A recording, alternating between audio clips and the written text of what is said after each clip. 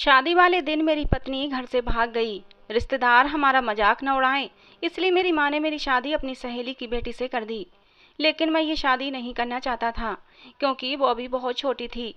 अब मैं उसको कैसे समझाऊं कि शादी की पहली रात पति पत्नी क्या करते हैं।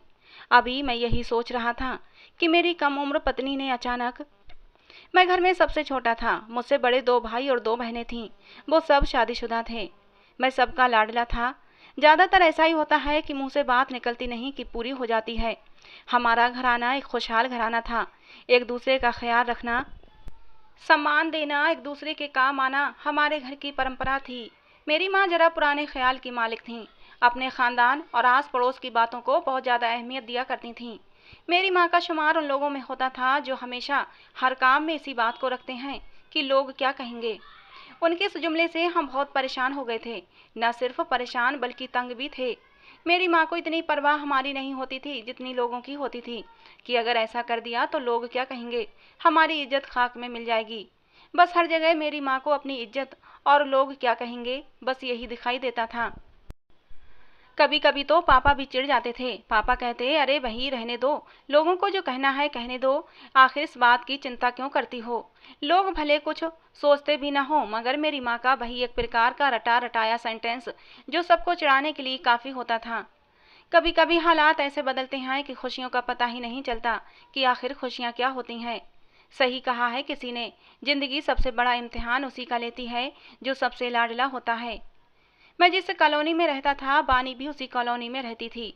वो जब भी कॉलेज जाती तो रास्ते में आते जाते मैं उसे देखा करता था और मुश्किल से ही अपने दिल को संभाल पाता था।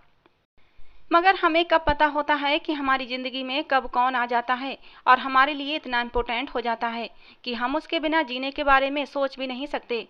ऐसा ही हाल मेरा हुआ था। बानी इतनी खूबसूरत थी कि उसे एक नज़र देखें तो दोबारा देखने की इच्छा जरूर होती है। वो किसी परी से कम नहीं थी। ऐसा लगता था जैसे भगवान ने उसे बड़ी फुर्सत में बनाया हो। मैं अपनी पढ़ाई से फ्री हो चुका था और नौकरी न मिलने की वजह से ज़्यादातर मोहल्ले में इधर उधर खड़ा हुआ पाया जाता था। एक दिन बानी कॉलेज के लिए निकली तो रास्ते में ही मैंने उसे रोक लिया। सोचा उससे बात करके देखता हूँ कि क्या कहती है। लेकिन मेरी इस हरकत से वो बहुत ज़्यादा घबरा गई थी। मगर मैंने सिर्फ उसके भाई का नाम लेकर उसके बारे में पूछा। मैंने पूछा कि आकाश आजकल दिखाई नहीं देता, कहाँ है। उसकी घबराहट देखकर मेरी कुछ और कहने की हिम्मत ही नहीं हुई थी, बल्कि उसकी इतनी ज़्यादा घबराहट देखकर मुझे शर्मिंदगी होने लगी थी कि मेरी वजह से वो कितनी परेशान हो गई थी। हालांकि उस दिन मेरा पक्का इरादा था कि अपनी मोहब्बत का इजहार करूंगा। इधर मेरी माँ मुझे नौकरी तलाश करने पर जोर डाल रही थीं। उनकी एक ही रट थी कि जल्दी नौकरी तलाश करो ताकि तुम्हारी भी शादी कर सकूं। और मैं अभी ये सब नहीं चाहता था, क्योंकि सब दोस्त कहते थे कि शादी एक बहुत बड़ी जिम्मेदारी होती है, या यूं कहना चाहिए कि बहुत बड़ी बर्बादी होती है। इंसान बस पत्नी और बच्चों में फंस कर रह जाता है, फिर उसे दुनियादारी का कोई होश नहीं रहता। सारी जिंदगी के मजे तो शादी से पहले तक ही होते हैं, बाद में तो बस सजा मिलती है। मुझे भी अंदाजा था कि इंसान शादी के बाद कितना परेशान रहता है। मैंने खुद देखा था, क्योंकि मेरे दोनों बड़े भाई शादीशुदा थे और किस तरह अपनी पत्नी और बच्चों के बीच फंसे रहते थे, रोज भागम भाग करते रहते थे। खैर शादी तो करना ही पड़ती, जिंदगी अकेले नहीं कटती। मगर मैं अभी फिलहाल शादी नहीं करना चाहता था। मेरा ख्याल था कि बानी की पढ़ाई पूरी हो जाए तो अपनी माँ को अपनी पसंद बताकर उसका हाथ मांग लूंगा। अभी माँ को कुछ कहने की हिम्मत नहीं पड़ती थी। मैं सोचता था तब तक बानी की भी पढ़ाई हो जाएगी और मेरी भी नौकरी लग जाएगी। मैं रोज अपनी फाइल्स उठाता और अलग अलग कंपनियों में अपनी किस्मत आजमाने चला जाता। इन जगहों पर मेरे जैसे और भी न जाने कितने लड़के आने वाले फ्यूचर के सपने सजाए हुए बैठे होते थे। इतने सारे लोगों में से किसी एक की किस्मत जगती और वो भगवान का धन्यवाद करके खुशी खुशी वापस चला जाता, और बाकी सब मुंह लटकाए अपनी फाइल बगल में दबाए किसी और जगह किस्मत आजमाने निकल जाते।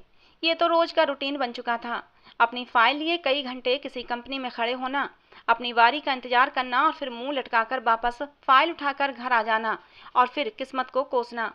ये सिर्फ मेरे ही साथ नहीं होता था, बल्कि वहाँ न जाने कितने लोग ऐसे थे जो अपनी किस्मत आजमाने आते थे और इसी तरह मुंह लटकाए वापस चले जाते थे। मैं भी अपनी बानी को आते जाते देखता तो ठंडी आहें भरता कि कब मुझे नौकरी मिलेगी और कब मैं अपनी माँ को रिश्ते के लिए बानी के घर भेजूंगा। मेरे घर से 2 घर छोड़कर ही बानी के घर के करीब मेरे मोहल्ले का एक लड़का रहता था। उसका नाम समीर था। उससे मेरी ज़्यादा दोस्ती नहीं थी, बस ऐसे ही थोड़ी सी हाय हेलो थी। कभी कभी क्रिकेट टीम में होने की वजह से हमारी एक दूसरे से मुलाकात हो जाती थी। अच्छी शक्ल सूरत का लड़का था। उसके बाल घुंघराले थे और रंग भी गोरा था। वो भी आजकल नौकरी की तलाश में था। उसकी पढ़ाई भी पूरी हो चुकी थी।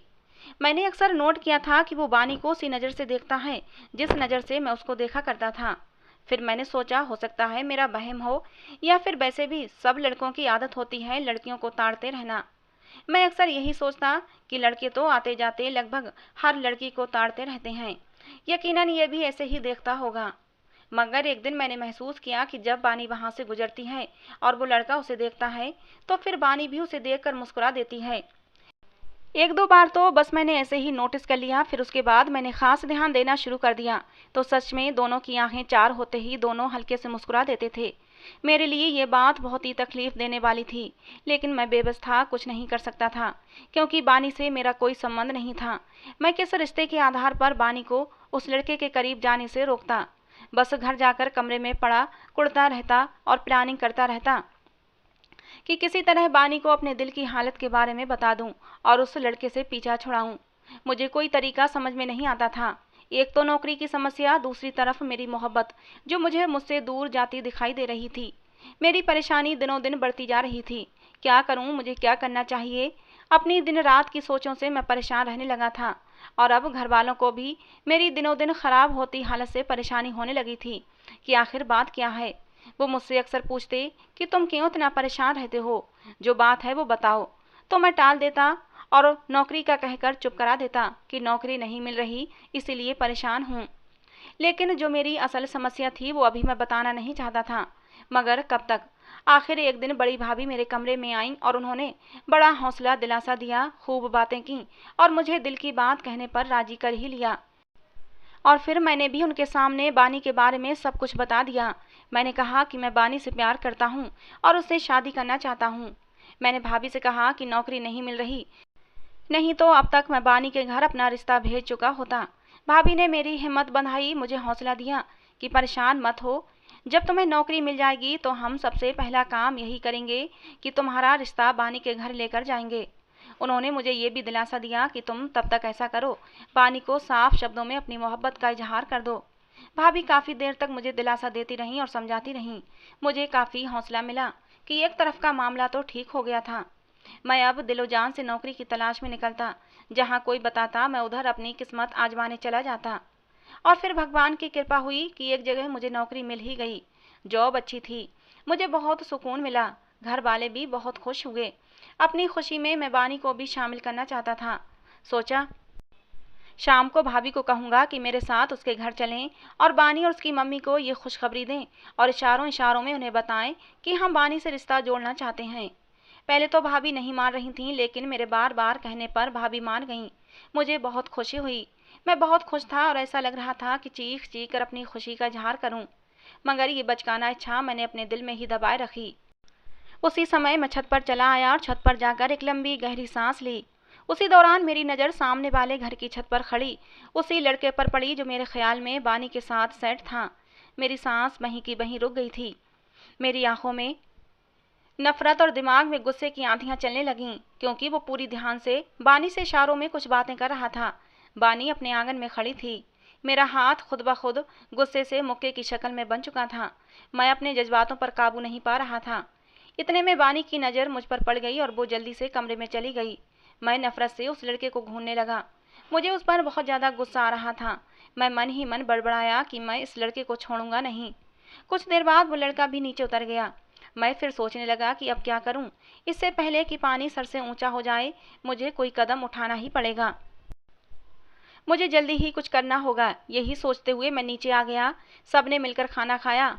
फिर मैंने भाभी को सारी बात बताई और भाभी से कहा कि आप मम्मी से बात करो और उन्हें इस रिश्ते के लिए तैयार करो।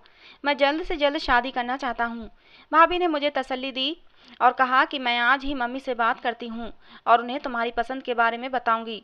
जल्दी ही समस्या का कोई हल निकालते हैं।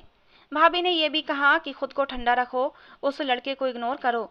और मैंने ऐसा ही करने की कोशिश की, मगर मैं अंदर ही अंदर कुढ़ रहा था और डर भी रहा था मुझसे पहले ही मेरी बानी को ना ले उड़े। मेरी चिंता देखकर भाभी ने मम्मी को सारी बात बताई। पहले तो मम्मी नहीं मानी कि अभी नहीं, अभी अभी तो नौकरी लगी है, वैसे भी मोहल्लेदार हैं, बातें ना बने, लोग क्या कहेंगे कि जरूर लड़का और लड़की पहले से सेट थे। लेकिन किसी न किसी तरह भाभी ने माँ को तैयार कर ही लिया और फिर मम्मी और भाभी बानी के घर रिश्ता लेकर चले गए। और जब तक उसके घर में रहे मैं बेचैनी से इधर उधर टहलता रहा और दिल ही दिल में भगवान से प्रार्थना करता रहा कि भगवान करे उसकी माँ राजी हो जाए, कोई परेशानी ना हो। यही कोई 2-3 घंटे के बाद वो दोनों वापस आ गईं। मैं जल्दी से उनके सामने गया, मुझे देखकर देखकर बताएं कि कोई खुशखबरी है या नहीं। पर वो दोनों मेरी तरफ एक नज़र देखकर अंदर चली गईं। मेरा दिल जोर जोर से धड़कने लगा। कई तरह के ख्याल 1 मिनट के अंदर ही दिमाग में चक्कर लगाने लगे और मुझे परेशान करने लगे। यानी कि बात नहीं बनी। मैं सोचता हुआ उनके पीछे कमरे में चला गया और मम्मी और भाभी के चेहरे को गौर से देखने लगा। वो दोनों पहले मुंह नीचे किए बैठी रहीं, फिर मेरी तरफ देखा और फिर अचानक ही उनकी हंसी निकल गई। मैं हैरान व परेशान उनको 2 मिनट तक देखता रहा। फिर उन्होंने मेरी हालत पर तरस खाकर मुझे बताया कि वो इस रिश्ते के लिए राजी हैं। बानी की मम्मी को इस रिश्ते से कोई ऐतराज नहीं है। मैं खुशी से चीख पड़ा था। भाभी ने कहा, हाँ भाई खुश हो जाओ, समझो तुम्हारा काम हो गया। इतने में बाकी घर वाले भी आ गए। सबने मुझे बधाई दी और मुझे खूब तंग किया। मेरी खुशी की तो कोई हद ही नहीं थी और मैं खुश कैसे न होता। मेरी पसंद, मेरी मोहब्बत मुझे मिलने वाली थी। पर दिल में एक ख्याल ये भी था कि कहीं बानी को तो कोई ऐतराज नहीं होगा। मैंने चुपके से भाभी से पूछा कि उसकी मम्मी ने अपनी बेटी से पूछा या नहीं, क्या वो शादी के लिए तैयार है। भाभी ने बताया कि जाहिर सी बात है कि बानी की माँ ने बिना बानी की मर्जी के ये रिश्ता तय नहीं किया होगा। और फिर बानी ही चाय बनाकर लेकर आई थी और जब मम्मी ने उसे रिश्ते की बधाई दी तो वो चुप रही थी, बस हल्के से मुस्कुरा दी थी। मतलब माँ बेटी के बीच जरूर बातचीत हो चुकी थी और आंटी ने उससे पूछ कर ही हाँ की होगी। ये सब सुनकर मुझे बहुत सुकून मिला। मुझे ऐसा लग रहा था कि जैसे मैंने कोई किला जीत लिया हो, सामने वाले लड़के पर बाजी मार ले गया था। घर में खुशी की लहर दौड़ गई थी। सब बातें करने लगे थे कि कब शादी का दिन रखें, शादी में ये करेंगे वो करेंगे, और साथ ही साथ मुझे छेड़ भी रहे थे। एक हंगामा सा मच गया था घर में। खैर मैं अगली सुबह तैयार होकर ऑफिस चला गया। जाते हुए बानी के दरवाजे पर नजर डाली कि शायद वो नजर आ जाए, शायद कहीं मिल जाए। मुझे उसकी मर्जी जानना थी। मैं अपने कानों से उसकी हाँ सुनना चाहता था, लेकिन वो मुझे कहीं नजर न आई। दिन गुजरते जा रहे थे। एक दिन सबने कहा कि बानी की मम्मी से शादी की तारीख मांग ली जाए, मामला यूं लटकाए रखना ठीक नहीं। सबने फैसला किया कि आज शाम मम्मी और दोनों भाभियां जाकर बानी की मम्मी से शादी की तारीख ले आएंगे। भाभी ने फ़ोन करके उनकी मम्मी को बता दिया था कि आज शाम हम तारीख लेने आ रहे हैं। उन्हें भी कोई ऐतराज नहीं था, सब बहुत खुश थे। शाम को मम्मी और दोनों भाभियां बानी के घर तारीख लेने चली गईं। हम सब इसी इंतजार में थे कि कब वो वापस आएं और पता चले कि शादी की डेट कब की तय हुई है और फिर हम वैसे ही तैयारी शुरू करें। मुझे बहुत ज़्यादा बेचैनी थी। 3 घंटे बाद मम्मी और भाभियां घर आईं। हम सब उनके आसपास जमा हो गए। पता चला 2 महीने के बाद की तारीख तय हुई है। सब ने एक दूसरे को बधाई दी और मिठाई मंगवाकर हम सब ने मुंह मीठा किया। मैं उस दिन बहुत खुश था। घर में भी खुशी का माहौल था। सब शॉपिंग की लिस्ट तैयार करने में लगे हुए थे, अपने अपने कपड़ों की बातें करने लगे। अब मैं भी अंदर से सुकून महसूस कर रहा था और अपना पूरा ध्यान अपनी जॉब पर लगा चुका था। मैं बहुत मेहनत करने लगा था। मैं चाहता था कि शादी तक अपने बॉस का दिल जीत सकूं। उस दिन के बाद से मुझे बानी कभी नजर नहीं आई थी। बहुत कोशिश की मगर उसे देखने में नाकाम रहा। लेकिन फिर भी सुकून था कि अब उसका नाम मेरे नाम के साथ जुड़ चुका है।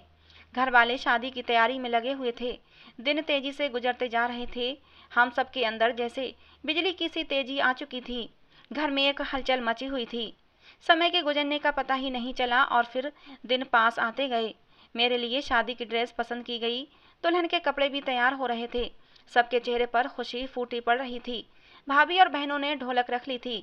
दोपहर तक शॉपिंग करती और रात को कामों से फ्री होकर ढोलक लेकर बैठ जाती। मुझे बीच में बिठाकर खूब गाने बजाए जाते। मैं भी उन गानों में शामिल हो जाता। भाभियाँ छेड़छाड़ भी करती, शरारतें भी करती, हंसी मजाक चलता रहता। सब खुशियों में मगन थे। मेहंदी वाले दिन मेरे हाथों पर मेहंदी लगाई गई। गाने और मेहंदी खूब रौनक लगी हुई थी। कोई भी सोने के लिए तैयार नहीं था। सब अपनी अपनी मस्तियों में मस्त थे। सुबह मुझे दूल्हा बनना था, वो भी अपनी पसंद की लड़की का। ये सोचकर ही मेरे दिल में गुदगुदी सी हो रही थी।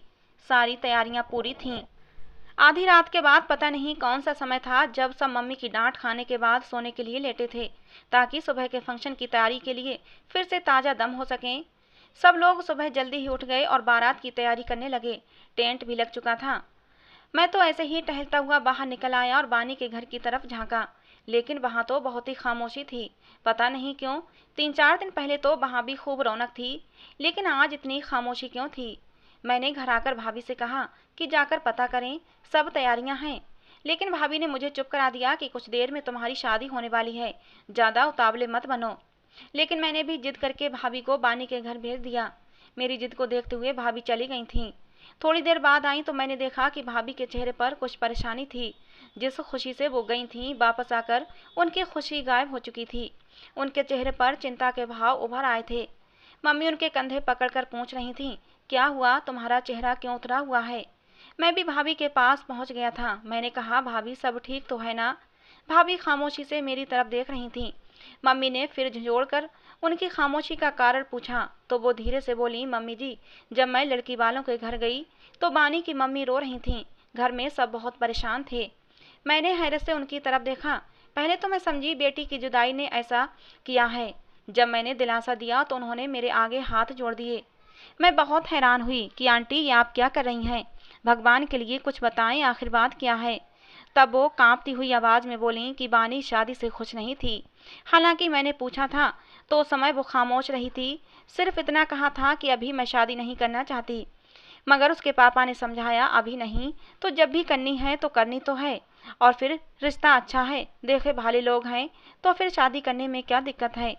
तो फिर वो खामोश हो गई थी। हम समझे कि वो शादी के लिए धीरे धीरे खुद को तैयार कर लेगी। लेकिन पता नहीं रात जाने वो कब घर से चली गई, हमारे मुंह पर कालिक लगाकर। आप लोग हमें माफ़ कर दें। ये कहकर वो बेहोश हो गईं। उनकी बहन ने पानी के छींटे मारे, तब कहीं जाकर उन्हें होश आया। उनकी हालत बहुत ख़राब है। भाभी के मुंह से इतना सुनना था कि मेरी मम्मी सोफे पर गिर पड़ी और मेरे पाँव के नीचे से भी जमीन निकल चुकी थी। भाभी की बताई कहानी सुनकर और ऊपर से मम्मी की खराब हालत देखकर मैं परेशान हो गया था। हे मेरे भगवान, ये सब क्या था? ऐसा मेरे ही साथ क्यों हुआ? मेरा दिल अंदर ही अंदर रो रहा था। सबने मम्मी को उठाकर बेड पर लिटाया, पानी पिलाया।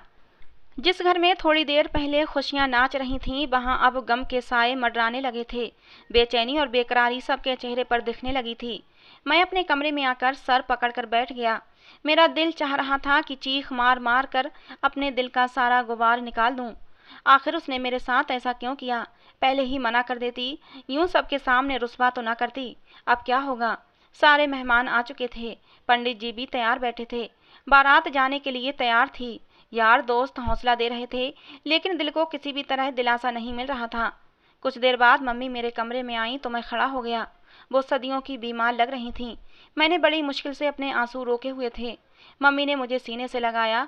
मैं छोटे बच्चों की तरह मम्मी के सीने से लगा और फिर आंसू खुद ब खुद मेरी आंखों से बहने लगे थे। हालांकि मेरे होंठ खामोश थे, लेकिन मेरा दिल अंदर ही अंदर चीख रहा था। मम्मी ने वहीं बेड पर मुझे अपने पास बिठाया और कहा कि जो भगवान की मर्जी होती है वही होता है। उसकी मर्जी के बगैर तो पत्ता भी नहीं हिलता। शायद वानी तुम्हारी किस्मत में नहीं थी। मम्मी ने मुझे बहुत हौसला दिया, लेकिन इस समस्या का जो हल बताया उसे सुनकर मेरा सर घूम गया था। मेरी आंखों के सामने अंधेरा छाने लगा। मेरी मम्मी ने कहा, देखो बेटा, सब मेहमान आ चुके हैं। अगर अब शादी नहीं हुई तो हमारा तमाशा बन जाएगा। हमारी इज्जत सरेआम उछल जाएगी। और अपने घर की इज्जत बचाने का एक ही तरीका है कि तुम मेरी सहेली की बेटी रिया से शादी कर लो। सबके मुंह बंद करने का एक यही रास्ता है। इसके अलावा कुछ नहीं हो सकता। या तो लोगों के सामने अपनी माँ का तमाशा बनवा लो, या खामोशी से मेरी बताई हुई लड़की से शादी कर लो। मेरे मुंह से अचानक निकला, लेकिन मम्मी, वो तो बहुत छोटी है, और फिर मैं अभी शादी नहीं करना चाहता। मुझे थोड़ा टाइम दे दें। मैंने मम्मी से विनती भरे शब्दों में कहा। मम्मी ने कहा, टाइम? किस बात का टाइम? तुम्हारी पसंद पर हम सब ने खामोशी से सर झुका दिया था। तुम्हारे कहने पर उसके घर रिश्ता लेकर गए। तुम्हारी पसंद पर कोई ऐतराज नहीं किया। अब अगर भगवान को मंजूर नहीं था तो फिर भलाई इसी में है कि तुम भी खामोशी से भगवान की इस मर्जी पर अपना सर झुका दो और मेरी बात मान लो। उस लड़की से शादी कर लो। हमने भी तो तुम्हारी बात मानी थी ना। जिस लड़की के बारे में तुमने कहा, हम उसके घर तुम्हारा रिश्ता लेकर गए, लेकिन उसने अपने माँ बाप की इज्जत का भी ख्याल नहीं किया, तो अब उसके बारे में सोचना बेवकूफ़ी है। जो अपने सगे माँ बाप की ना हो सकी, वो किसी और की क्या होगी। बस अब मुझे और ज़्यादा कुछ नहीं कहना। मुझे परेशान मत करो, मैंने तुम्हारे भाइयों को बोल दिया है, वो होटल में इंतजाम करने चले गए हैं। अब अगर तुमने मना किया तो मेरा मरा मुंह देखोगे। मम्मी ये कहकर रोने लगीं। नहीं नहीं मम्मी, ऐसी बातें मत करो। भगवान आपको मेरी भी उम्र लगा दे। मुझे आपकी ज़िंदगी बहुत प्यारी है, उससे ज़्यादा कोई भी चीज़ प्यारी नहीं। आप पर मेरी हर खुशी कुर्बान है। मैंने तड़प कर अपनी माँ के कदमों में बैठते हुए कहा, आप जैसा कहेंगी वैसा ही होगा। मैंने अपना सर अपनी माँ की गोद में रख दिया। मम्मी ने अपना हाथ मेरे सर पर रखा और मुझे आशीर्वाद दिया और बोली, एक धोखेबाज लड़की के पीछे खुद को बर्बाद मत करो। जिंदगी में बहुत सारे उतार चढ़ाव आते रहते हैं, किसी एक के पीछे जिंदगी रुक नहीं जाती। अगर उसने तुम्हारी इज्जत की परवाह नहीं की तो तुम भी जिंदगी में आगे बढ़ो, सब कुछ भूल कर। जी मम्मी, मैंने अपने आंसू अंदर ही अंदर पीते हुए कहा। खैर, घर के खास लोगों को प्रोग्राम के बारे में बता दिया गया था। लोगों को कहा गया कि अब होटल में बारात जाएगी। कुछ बातों को इधर उधर करके भाभी और मेरी बहनों ने बात संभाल ली थी।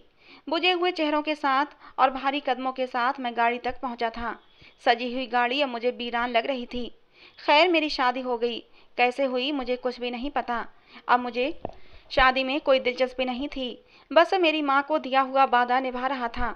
अपनी सोचों में इतना गुम था कि पता ही नहीं चला कब दुल्हन लेकर मैं वापस आ गया। मुझे ये सब एक भयानक सपना लग रहा था। बारात भी गई, दुल्हन भी आई, मगर सब एक मजबूरी में किया गया। बुझे दिल के साथ सब घर वालों का जो जोश था वो खत्म हो गया था। ये सब एक रस्म निभाई गई थी, लोगों का मुंह बंद रखने के लिए, या फिर यूं कहें अपनी इज्जत बचाने के लिए। मजबूरी में ये शादी हुई थी या फिर जबरदस्ती करवाई गई थी। मैं सोफे पर किसी लाश की तरह गिर गया। सब मेरी हालत को अच्छी तरह समझ रहे थे। जिस इंसान की होने वाली पत्नी घर से भाग जाए, उसके मुंह पर जो जूता पड़ता है और जो बेइज्जती होती है, वो शायद ही कोई समझ सकता हो। जिंदगी बेमानी और बेमकसद हो जाती है। ऐसा लगता है कि हर देखने वाली नज़र उस आदमी पर हंस रही हो। मैं सर पकड़े अपने ख्यालों में बैठा था। उसी पल मुझे अपने कंधे पर किसी के हाथ का स्पर्श महसूस हुआ। मैंने मुड़कर देखा तो मेरी माँ का हाथ था। मम्मी ने कहा कि बेटा कुछ खा लो। वहाँ भी कुछ नहीं खाया। मम्मी को मेरी हालत का अंदाजा था। उन्हें पता था कि मैं भूखा हूँ। माँ भी भगवान का दिया हुआ क्या तोहफा होती है, कुछ कहे बिना सब कुछ समझ जाती है। मम्मी ने फिर कहा, उठो, खाना लगा दिया है, कुछ खा लो। मम्मी ने प्यार से मेरे सर पर हाथ फेरते हुए कहा, मम्मी मुझे भूख नहीं है।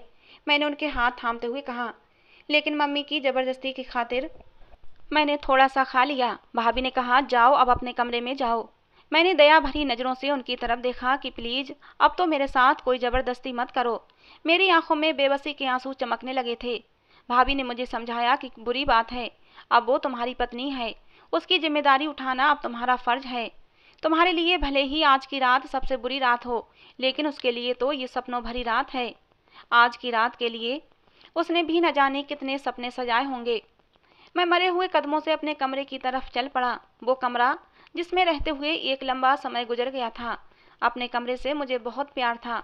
अपने कमरे के अलावा मुझे कहीं भी नींद नहीं आती थी।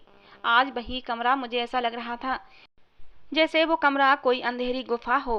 वो कमरा मुझे अजनबी लग रहा था। उस कमरे में मेरा जाने को बिल्कुल भी दिल नहीं कर रहा था, लेकिन क्या करता, मजबूरन जाना पड़ा। मैंने कमरे का दरवाज़ा खोला। नज़र उठाकर देखने की भी हिम्मत नहीं थी। थके थके कदमों के साथ जाकर कुर्सी पर बैठ गया। मुझसे नजरें नहीं उठाई जा रही थीं। दिल पर एक बोझ था। सामने बेड पर जो दुल्हन बैठी हुई थी, मुझे उसे अपनी पत्नी स्वीकार करने के लिए मेरा दिल बिल्कुल भी नहीं कर रहा था। भला मैं उसे कैसे पत्नी स्वीकार कर लेता। कल तक मेरे दिल में कोई और थी, किसी और को लेकर मैंने सपने सजा रखे थे। आज अचानक सब कुछ बदल चुका था। और फिर मेरे सामने बैठी लड़की मुझसे उम्र में बहुत ही छोटी थी। मैं उसे अपनी पत्नी का स्थान कैसे दे सकता था। मैंने जूते उतारे, साइड पर रखकर अपनी शेरवानी उतारने लगा और फिर बस ऐसे ही एक निगाह अपनी दुल्हन की तरफ गई थी। लेकिन ये देखकर हैरान रह गया कि वो बेड से टेक लगाए मज़े से सो रही थी। सोते हुए वो बहुत ही मासूम सी बच्ची लग रही थी। मैं सोचने लगा, ये जुल्म नहीं उसके साथ तो फिर क्या है। मेरे घर वालों को ऐसा नहीं करना चाहिए था। क्या ये मेरी पत्नी बनकर रह सकती है? क्या मैं इसे पत्नी का स्थान दे सकूंगा? क्या ये पत्नी होने का मतलब भी समझती है? पत्नी होने के क्या हक होते हैं, क्या ये पूरे कर पाएगी? भगवान, मेरे घर वालों ने ये क्या कर दिया। मैं उस लड़की को देखते देखते सोच रहा था। मैं धीरे से अपने बेड पर आया और एक तरफ को लेट गया ताकि उसकी नींद खराब ना हो। पता ही नहीं चला कि कब नींद आई और मैं सो गया, और जब आंख खुली तो ऐसा लगा कि जैसे अभी अभी आंख लगी थी और सूरज कितनी जल्दी निकल आया हो। करवट बदली तो चौंक कर देखा और एकदम सीधा होकर बैठ गया, क्योंकि मेरी जबरदस्ती की पत्नी मेरे करीब बैठी मुझे देखकर मुस्कुरा रही थी। मुझे बिल्कुल भी उससे इस तरह की हरकत की उम्मीद नहीं थी।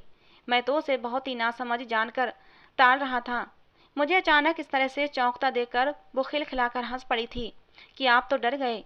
मैंने कहा, नहीं नहीं, डरना किस बात का। मैंने गला साफ करते हुए आराम से कहा। फिर वो कहने लगी, आप रात को बहुत देर से कमरे में आए थे। उसने मेरे हाथ अपने हाथों में लेते हुए कहा। मैं उसकी इस हरकत से एकदम चौंक गया। मेरे माथे पर पसीने की बूंदें चमकने लगी थीं। मैं जिसे छोटा और मासूम समझ रहा था, वो इतनी भी मासूम नहीं थी। मैंने कहा, हाँ, थोड़ी देर हो गई थी। मैंने उससे हाथ छुड़ा लिया। फिर मैं बोला कि तुम सो रही थीं। कहने लगी, हाँ, मुझे जल्दी नींद आ जाती है, आप मुझे उठा देते। उसने शरारती मुस्कुराहट के साथ कहा। मैं उसकी इस बात पर हैरान रह गया। कहने लगा कि नहीं, मैं भी थका हुआ था। मैं जल्दी से उठा और फ्रेश होने चला गया।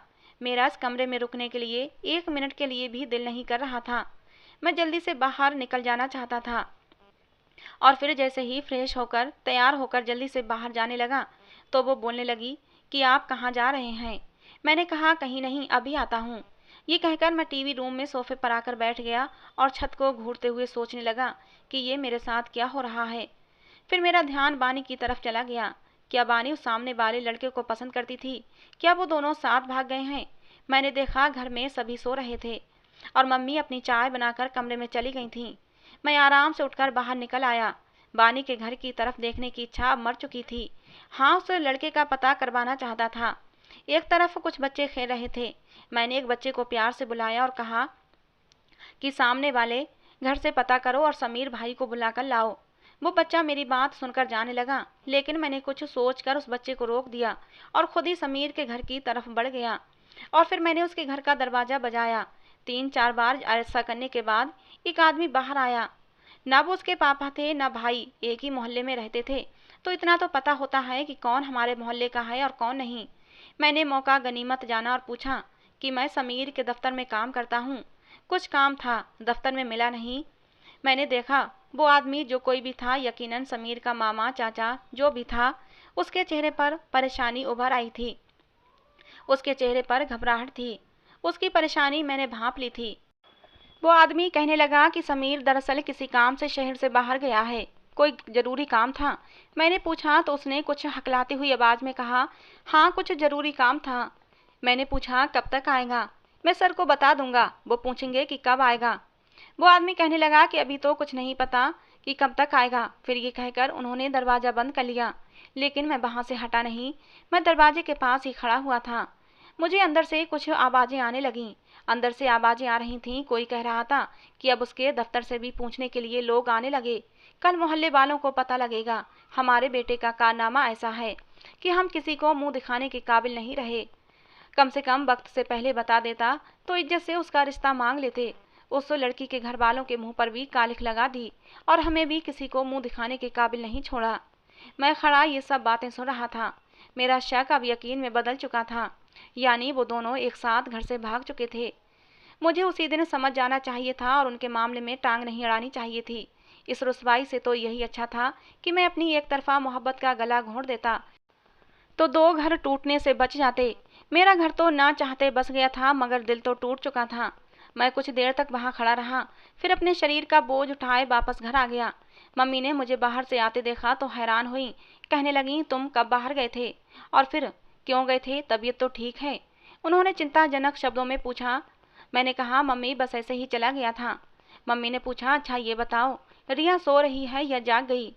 मैंने ऐसे ही लापरवाही से कहा, मुझे नहीं पता, शायद जाग गई होगी, आप खुद ही जाकर देख लो। मैं वहीं सोफे पर लेट गया।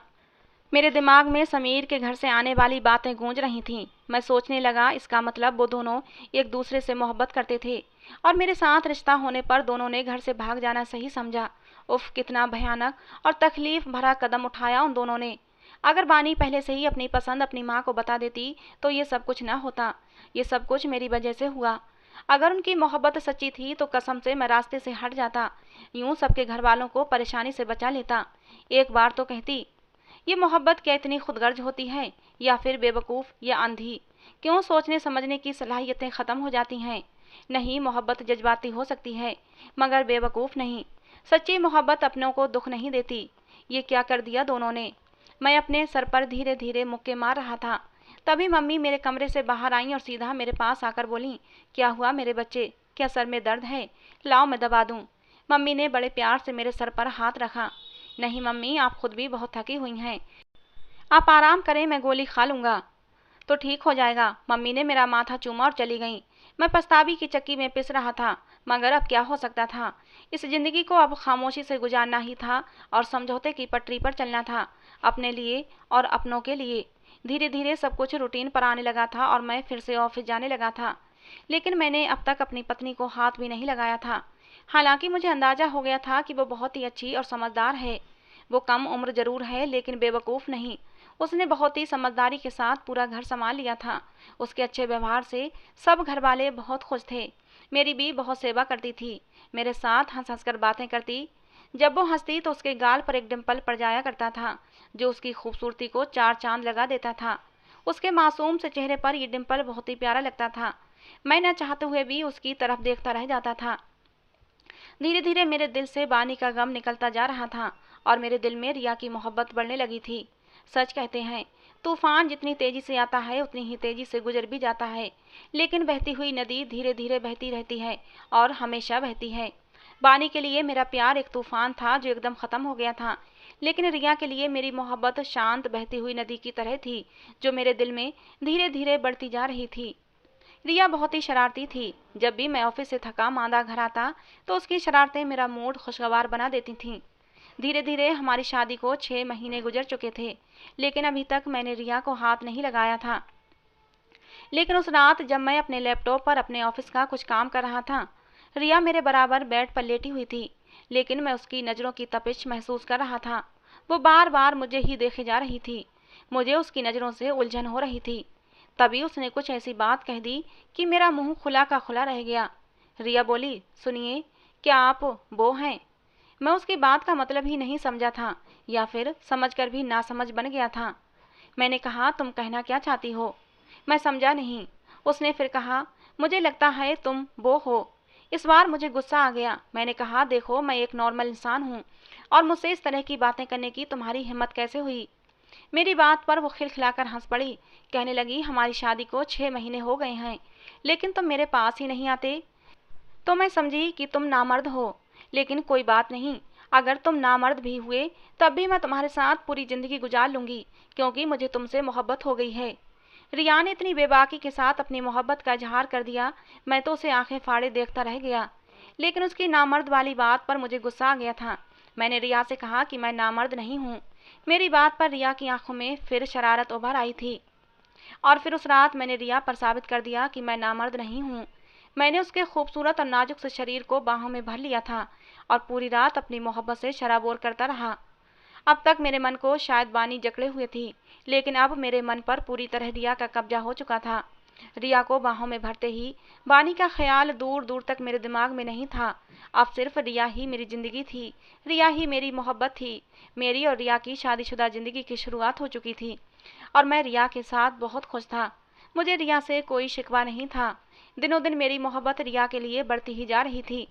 कभी कभी तो मुझे खुद पर हैरत होती थी कि भला वो क्या था जो मैं बानी के लिए महसूस करता था, क्योंकि अब तो मेरे दिल में बानी का कोई नाम ही नहीं था। कुछ समय बाद पता चला कि समीर वापस लौट आया है, लेकिन बानी नहीं आई थी। मुझे पता था कि बानी और समीर साथ गए थे। समीर के माँ बाप को भी पता था कि बानी और समीर साथ गए थे, लेकिन जब समीर आ गया तो बानी क्यों नहीं आई? मेरे दिल में खुदबुद होने लगी थी। बानी के माँ बाप को शायद पता नहीं था कि बानी किसके साथ गई है। वो लोग तो यही सब्र किए बैठे थे कि उनकी लड़की घर से भाग गई है और किसी के साथ जिंदगी हंसी खुशी गुजार रही होगी। लेकिन समीर को देखकर मुझे बानी के लिए इंसानियत के नाते चिंता होने लगी थी। पता नहीं वो कहाँ कहाँ धक्के खा रही होगी, लेकिन जो कुछ उसके नसीब में हुआ है खुद उसने ही अपने हाथों लिखा है। इसमें कोई किसी का कुछ नहीं बिगाड़ सकता। शायद माँ बाप का दिल दुखाने वाली लड़कियों का यही अंजाम होता है। वो कभी जिंदगी में खुश नहीं रह सकती। माँ बाप के फैसले कभी गलत नहीं होते। वो तो अपने बच्चों के लिए हमेशा भला ही सोचते हैं। मैंने रिया पर एक प्यार भरी नज़र डाली। वो भी मुझे देखकर मुस्कुरा रही थी। मेरी जिंदगी में तो अब किसी बात की भी कोई कमी नहीं थी, लेकिन इंसानियत के नाते मैं सब कुछ जानकर भी अनजान नहीं बन सकता था। मैंने बानी के माँ बाप को सारी सच्चाई बताई, समीर और बानी के बारे में। और फिर बानी के माँ बाप ने पुलिस के जरिए समीर से पूछताछ की तो उसने सच उगल दिया कि वो बानी को साथ ले गया था। वो बिना शादी के ही एक साथ रह रहे थे। समीर ने बताया कि 2 महीने तक साथ रहने के बाद मैंने बानी को छोड़ दिया था। बानी डर की वजह से अपने माँ बाप के पास नहीं आना चाहती थी, वहीं कोई छोटी मोटी नौकरी करके अपना गुजारा कर रही थी। पुलिस के जरिए बानी के माँ बाप बानी को वापस ले आए और अब इस इंतजार में बैठे हैं कि बानी की किसी अच्छी जगह शादी हो जाए। कहानी के अंत में इतना ही कहना चाहूँगा कि शादी एक पवित्र बंधन होता है। इसमें लड़के और लड़की दोनों की रजामंदी जरूरी होती है। शादी से पहले खुलकर अपने माँ बाप से बात करें। अगर अपना होने वाला जीवन साथी पसंद नहीं तो अपने माँ बाप को अपनी पसंद के बारे में बताएं। हो सकता है आपके माँ बाप आपको समझें और सही फैसला लेने में आपकी मदद करें। तो दोस्तों, ये थी आज की हमारी कहानी। आपको कैसी लगी ज़रूर बताना। पसंद आई हो तो प्लीज़ लाइक करना। ऐसे ही रोज़ एक नई कहानी सुनने के लिए हमारे चैनल को सब्सक्राइब करना। कहानी को अंत तक सुनने के लिए आप लोगों का बहुत बहुत धन्यवाद दोस्तों। मिलते हैं अगली किसी नई कहानी के साथ।